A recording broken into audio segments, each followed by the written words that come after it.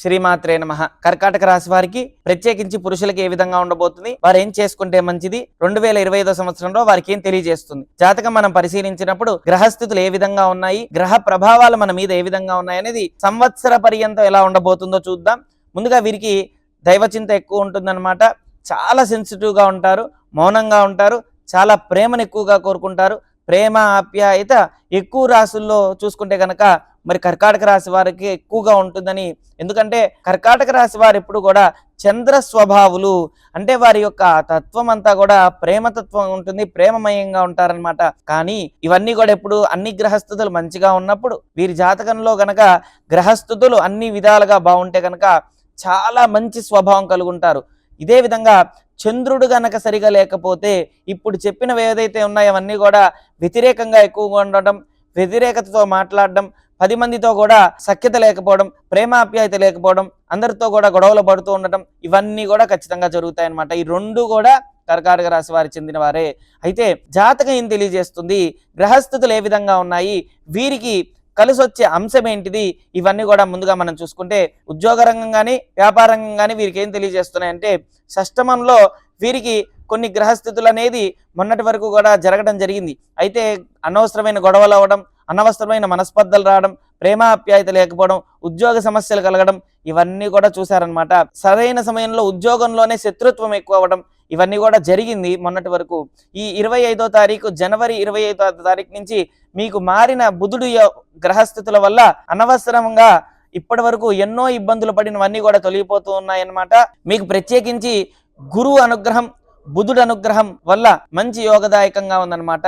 కర్కాటక రాశి వారికి ఇక నుంచి అన్నిట్లో కూడా మంచి స్థితిలో గ్రహ సంచారం జరుగుతుందన్నమాట. బుధుడు షష్టమం నుంచి సప్తమంలోకి వచ్చారనమాట.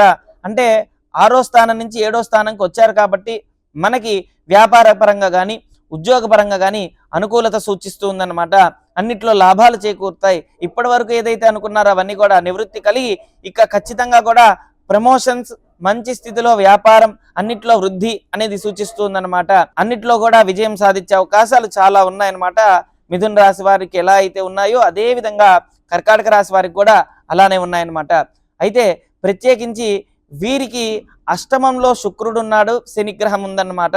కాబట్టి అష్టమంలో శుక్రుడు ఉండటం వల్ల అనవసరమైన గొడవలు ఎక్కువ అవ్వడం, భార్యాభర్తల మధ్య సఖ్యత లేకపోవడం, మాట్లాడిన విషయంలోనే అవగాహన లేకపోవడం, అనవసరమైన మాటలు ఎక్కువగా ఉండటం, మరి కుటుంబాన్ని అప్పులు లోన్ చేసే అవకాశం ఖచ్చితంగా ఉందన్నమాట. కారణం ఏంటంటే వ్యయస్థానంలో కుజుడు ఉండటం వల్ల.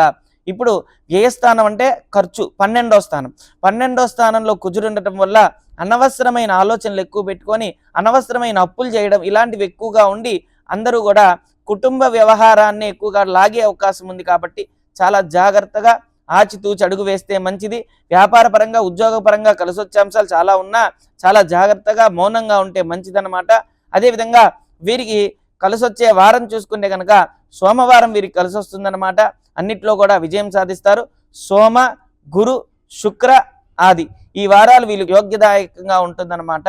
అన్నిట్లో కూడా విజయం సాధిస్తారు. సహజంగా చంద్రుడికి అంటూ ఎవరి శత్రుత్వం లేరు.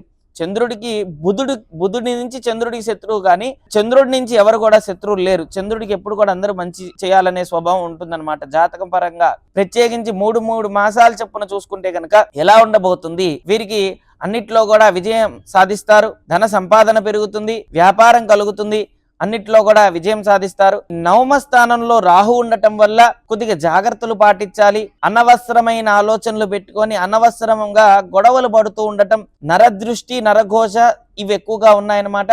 దృష్టి దోషం, దిష్టి దోషం వచ్చే అవకాశం ఉంది. ఎందుకంటే కారణం 9వ స్థానంలో రాహు ఉండటం వల్ల అన్నిట్లో కూడా విచారం ఎక్కువగా ఉంటుంది, అనవసరమైన ఆలోచన కూడా ఎక్కువగా ఉంటుందన్నమాట. చాలా జాగ్రత్తగా ఆచితూచి అడుగు వేస్తే మంచిది. కోప, క్రోధ, ఆవేశ, లోభ ఇవన్నిటికీ కూడా చాలా జాగ్రత్తగా ఉండాలన్నమాట. ఇంద్రియ శక్తితో ఉంటే ఖచ్చితంగా మీరు అన్నిట్లో కూడా విజయం సాధించచ్చు అనమాట. అదేవిధంగా గురువు చూసుకుంటే గనక కర్కాటకం, సింహం, కన్యా, తుల, వృశ్చికం, ధనస్సు, మకరం, కుంభం, మీనం, మేషం. ఎప్పుడైతే మేషంలో గురువు ఉన్నాడో అన్నిట్లో కూడా లాభాలు చేకూరాయి. ఎప్పుడైతే ఈ వృషభానికి వచ్చాయో కొద్దిగా ఇబ్బందికరంగా ఉందన్నమాట. ఆలోచించి అడుగు వేయడం మంచిది. ఆధ్యాత్మికమైన జీవితానికి వెళ్ళటం మంచిది. కోపానికి, క్రోధానికి, లోభానికి ఇవన్నిటికీ కంట్రోల్ ఉండి గురు సంబంధించిన మార్గం ఎంచుకుంటే కనుక మీకు అన్నిట్లో కూడా విజయం సాధించచ్చు అనమాట. సమృద్ధిగా సంపాదన పెరుగుతున్నప్పుడు చాలా జాగ్రత్తగా మౌనంగా ఉంటే మంచిది. ఏకాదశంలో ఉన్నాడు గురువు కాబట్టి మీకు ఏకాదశ దృష్టి ఉంది. గురువు ఏకాదశంలో ఉంటే మీకు ఎటువంటి గ్రహ ప్రభావాలు మీ మీద చూపించవు. రానున్న రోజుల్లో మీకు ఇంకా మంచి రోజులు రానున్నాయి.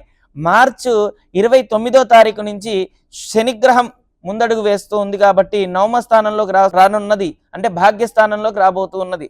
ఆ భాగ్యస్థానంలోకి రానున్నప్పుడు మనం చాలా జాగ్రత్తగా ఇప్పుడు వచ్చిన ఉద్యోగం కానీ వచ్చిన వ్యాపారం కానీ ఏదైనా సరే మౌనంగా ఉండటం మంచిదన్నమాట.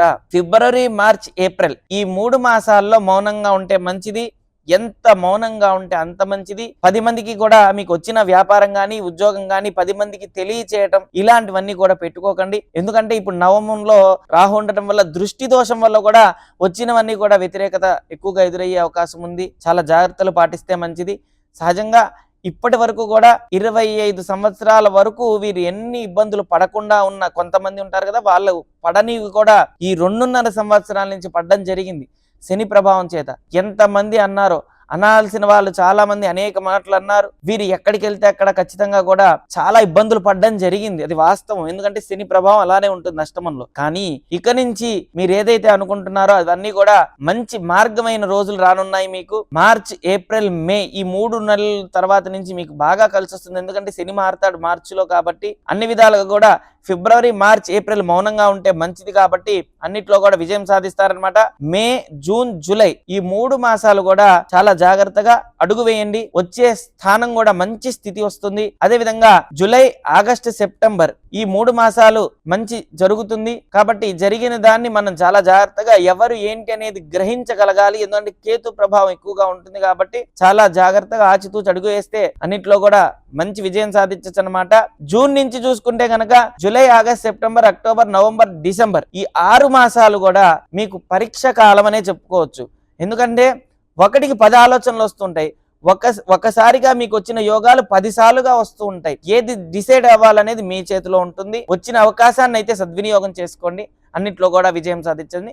ఓం శ్రీ దత్తాయ నమః. ఓం శ్రీ దత్తాత్రేయాయ నమః.